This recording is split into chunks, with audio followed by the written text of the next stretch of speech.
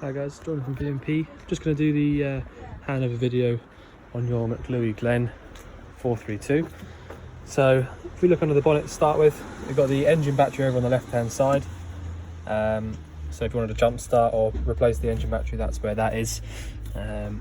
Power steering fluid, brake fluid up here at the top, attached to the servo down the back, and the power steering fluid is this one, just here at the front. Check your engine oil from this dipstick down here with the yellow top, and then you actually fill up your engine oil from that cap just there. Your engine coolant goes in here at this top reservoir, and that's the green looking fluid. You see it's exactly where it needs to be at the moment. And then your washer fluid is down here on the right hand side. So I'll just shut that down actually, it's starting to rain.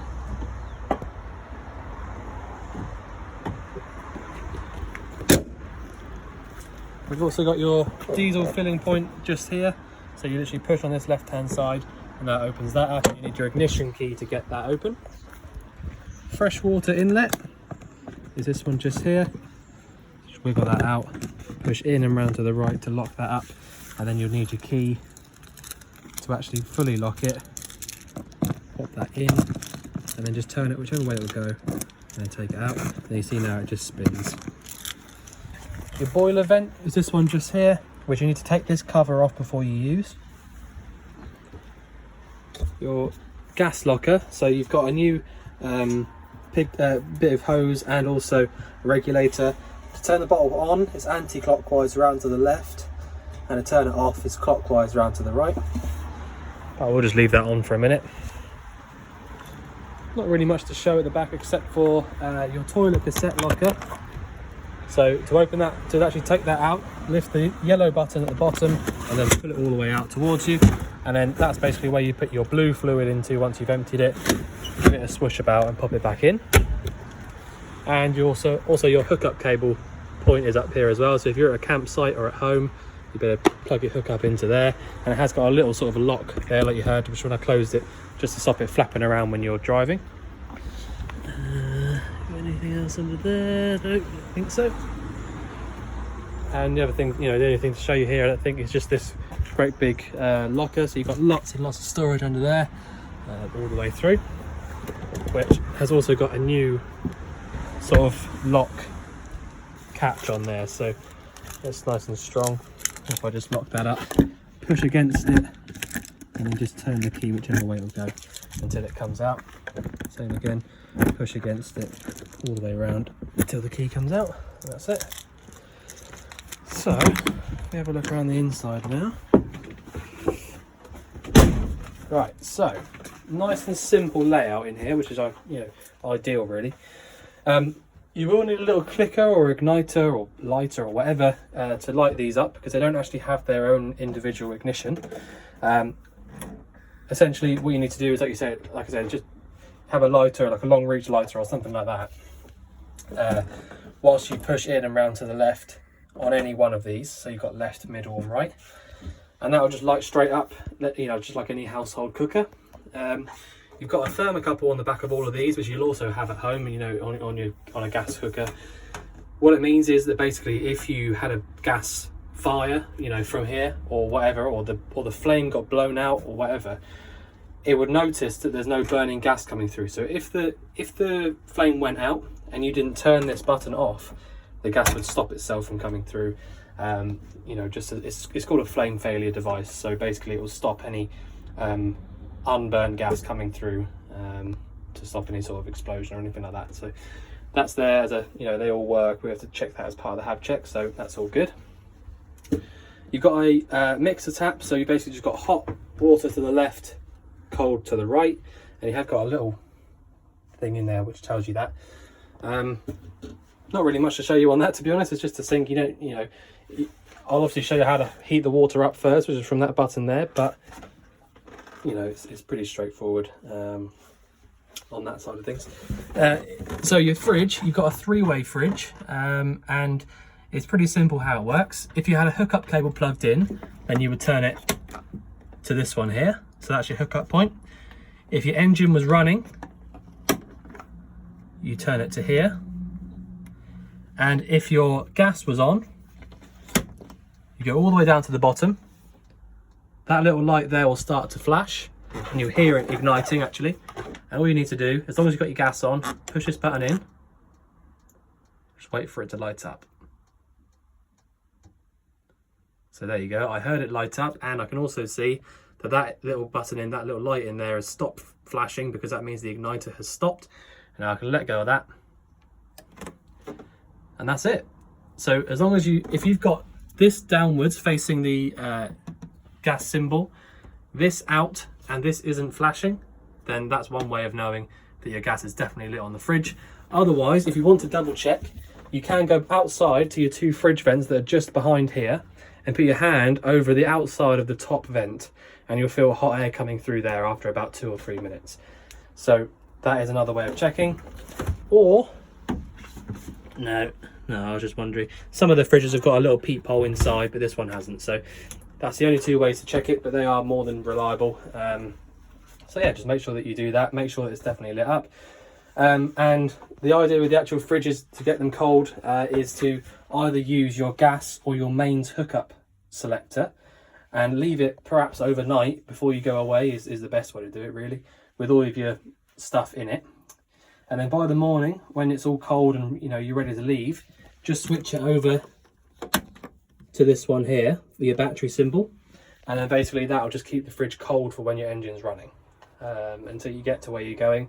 And then when you do get where you're going, if you have a hookup cable available, great, switch it up to the hookup one. If you don't, just use your gas. So that's the way to use the fridge. And just so you know, the reason for that is the same with any fridge, even on new ones. The 12 volt, so the battery one, so when your engine's running, won't get the fridge cold on its own. It's not really powerful enough to do that. So you do need to get it cold first, either via the gas or the electric hookup, and then just switch it to the 12 volt symbol, the battery symbol, for when your engine's running. Okay, so we've got next, what we've got up here, not really much to show up in the cupboards, it's just storage. We are going to go through and give it an extra little clean up before you turn up. But yeah, so okay, so we've got the actual main control panel, which again is really simple. You've got in and out, so that's inside lights and outside lights. So if you've got it's not the case on all of them, but if you have, no, so there's no warning light, so that out light probably doesn't really do anything, but it's there just in case. And then obviously you've got your water pump switch as well. So if you want to fill your boiler up with water, put your pump switch on, and then basically just pull your tap on the hot side until it starts coming through nice and clear, no air bubbles, nice and strong, and then that's the only way you really know that your boiler is full. I'll pop that down for now. Switch the actual the button off when you finish using it, just in case it runs on or anything like that, and don't want it wasting your battery at all. But there you go. So that's how that works. And the next button along here, if you had, and by the way, if you had a hookup cable plugged in, this little light here would be lit up, telling you that your charger was working. Press this button here once, and you'll see there's a light above the little caravan symbol. So that's telling you that your caravan battery is 1/3 full. So the reason for that is it's been sat around for about a week now, to be fair. So as long as you once you've taken it home or you have it hooked up or whatever like that, the battery will just charge itself back up. It being there on 1/3 is not a problem whatsoever. So yeah, once you get back, once you've driven it for a little while, because when you drive an actual motorhome like this, the engine battery also charges the leisure. So it's on what's called a split relay. And so essentially when your engine battery is being charged up, your leisure battery is being charged up in line as well. So once you've given it a good drive out, you'll be absolutely fine on that battery level. This button again, you see here 1/3 again, so that's telling you that your actual fresh water tank is 1/3 full. All right, so that's sort of how you sort of see where all that is. But yeah, so for now I'll just switch all of those off, and that will just go off on its own in a second. There you go. So yeah, so that's how that works. That's how your control panel, fridge, cooker and sink in the bathroom. It's quite simple. I don't need to show you the tap or the shower because it's exactly the same. And also, I'm not going to show you the shower because I'll get soaking wet, but your light switch for in here is this one up here. It's obviously not coming on because I've just turned the light switch off. But your toilet flush is this button here, and you will need your pump button on to use that. And to actually open the flap to allow whatever's in there to go into the actual cassette, open it up like that, and then close it like that. And it's important to close it when you have finished for two reasons. You'll get really bad smells coming up through into the van if you don't close it, but also when you go to take the actual cassette out from outside, you won't be able to take it out unless that flap there is closed, so it locks itself in position. So just bear that in mind. If you can't take it out one day, it's probably because you've got the flap open on the toilet. The boiler itself, so if you want to heat your water up, really simple, and this is on gas. So as long as your gas bottle is switched on, you literally push up for 50 degrees of hot water. Just let that light up. I just heard it light up straight away. Or back to the middle and down. It will light up in exactly the same way, but it will heat up to 70 degrees hot water instead. So that really is it for the boiler. It's so easy.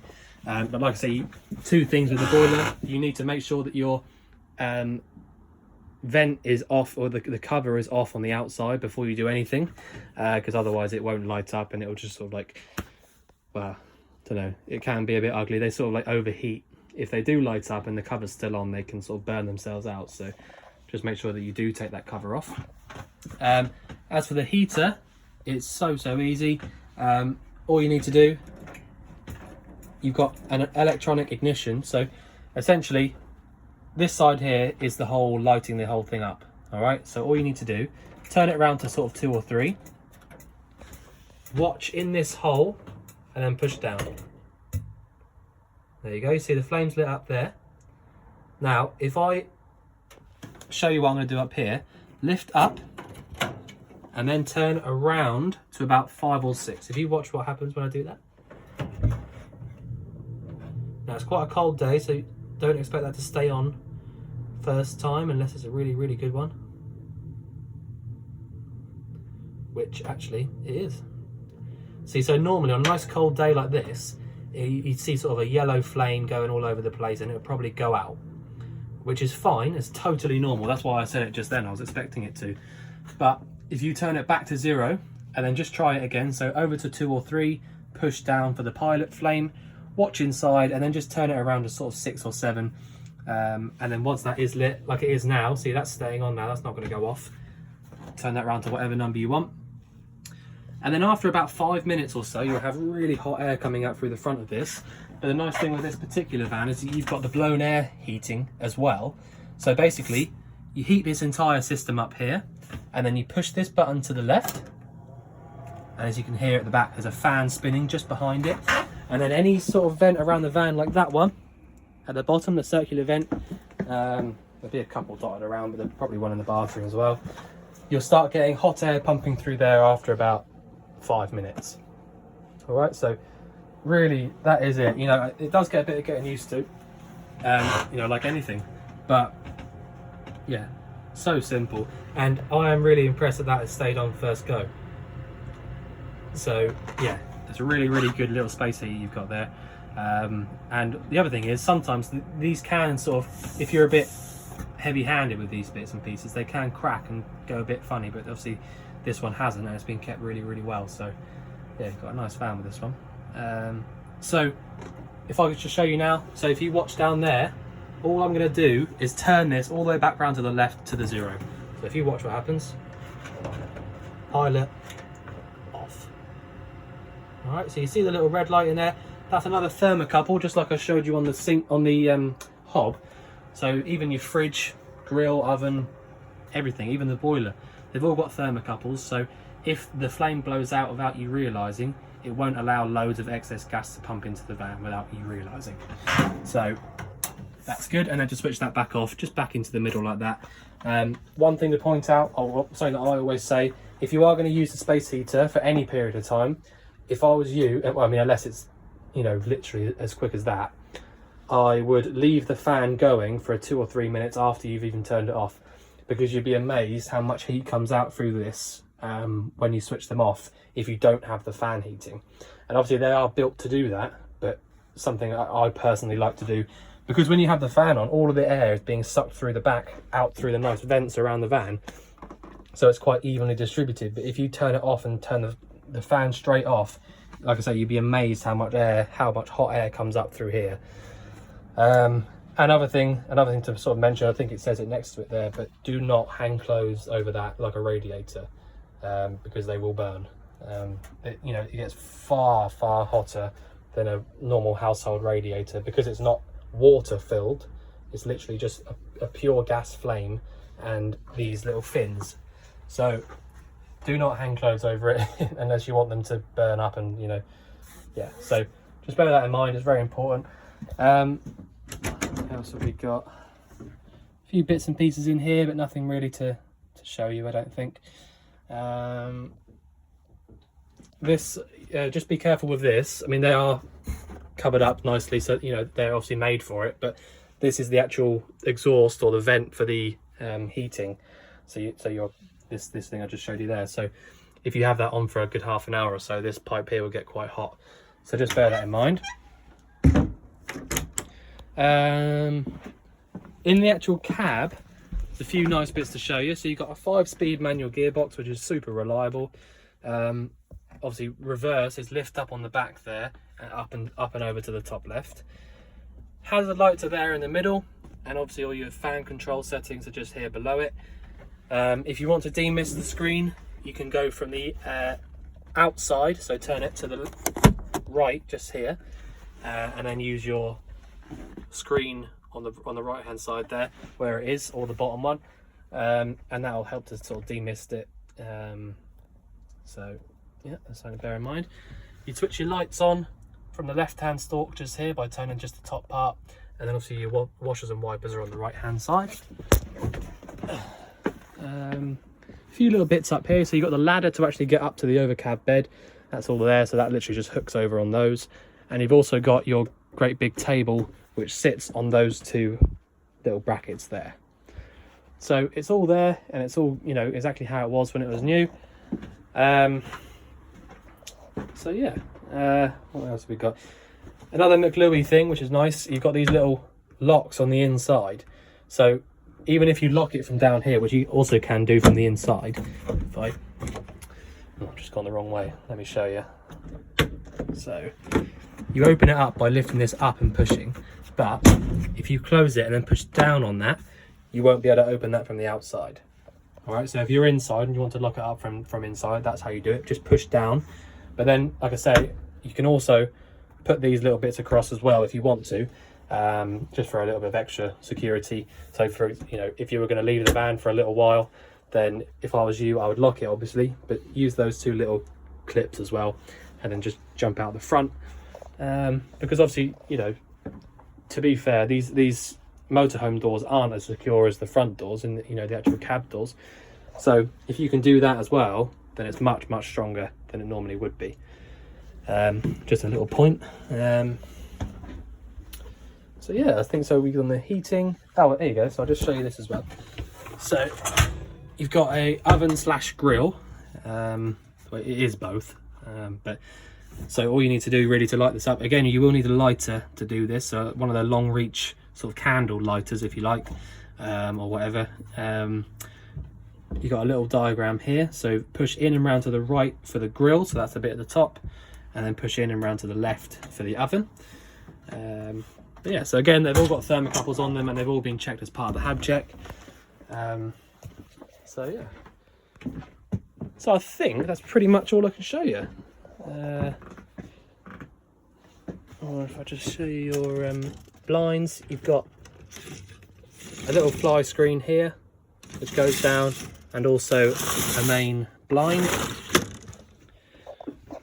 Actually, I'll tell you what, something important to show you is on your windows, instead of having the normal twist locking type, so it's sort of like open it and close it, you've actually got a when you push it, basically this is like a latch. So if you park up really close to a wall or something like that, you've got to be really careful that you don't open it all the way open, so that you can't. So it's basically you need to open it a little bit more to close it, if that makes sense. So if you open it right up to another van or a wall or whatever, you may find that you can't bring it back in again. So just be careful that you don't go right up to stuff with your windows, because like I say, you'll struggle to bring it back in. It's not the end of the world. If that does happen, don't panic, because you can just take these 2 screws out. But you know, just bear that in mind. Right, so I think that's about all I can show you. If you think there's anything I've missed out or anything you want covering again, just let us know. But yeah, otherwise we look forward to seeing you soon.